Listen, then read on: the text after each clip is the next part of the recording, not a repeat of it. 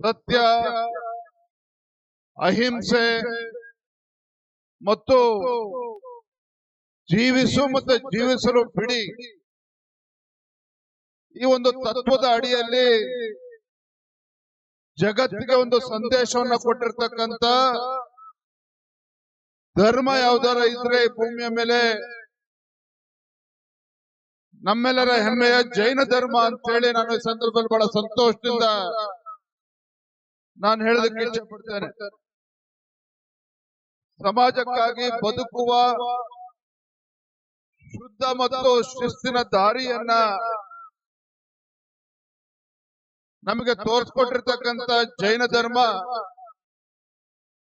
ಮನುಕುಲಕ್ಕೆ ಒಂದು ಉತ್ಕೃಷ್ಟ ಸಂದೇಶವನ್ನ ಕೂಡ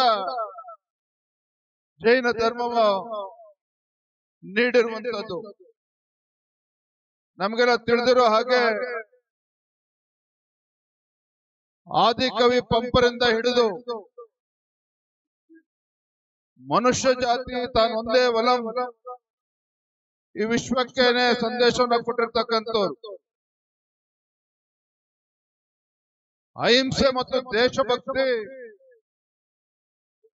ಪ್ರತಿಯೊಬ್ಬರ ಒಂದು ಮೂಲ ಸ್ವಭಾವವೇ ಆಗಿರುವಂತದ್ದು. ಜಗತ್ತಿನಲ್ಲಿ ಎಲ್ಲೇ ನೋಡಿದ್ರು ಸಹ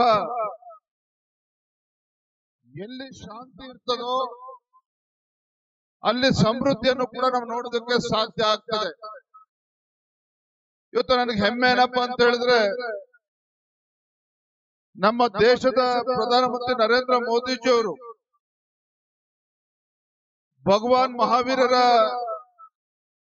2550ನೇ ನಿರ್ವಾಣ ಮಹೋತ್ಸವವನ್ನ ರಾಷ್ಟ್ರ ಮಟ್ಟದಲ್ಲಿ ಬಹಳ ಅದ್ದೂರಿಯಾಗಿ ಅತ್ಯಂತ ಹೆಮ್ಮೆಯಿಂದ ಕೇಂದ್ರ ಸರ್ಕಾರ ನರೇಂದ್ರ ಮೋದಿಜಿಯವರ ನೇತೃತ್ವದಲ್ಲಿ ಆಚರಿಸಿರುವಂತದ್ದು ನಮ್ಗೆಲ್ಲ ಗೊತ್ತಿದೆ. ನಾ ಇಷ್ಟು ಮಾತ್ರ ಸಂದರ್ಭದಲ್ಲಿ ಹೇಳ್ತಾನೆ.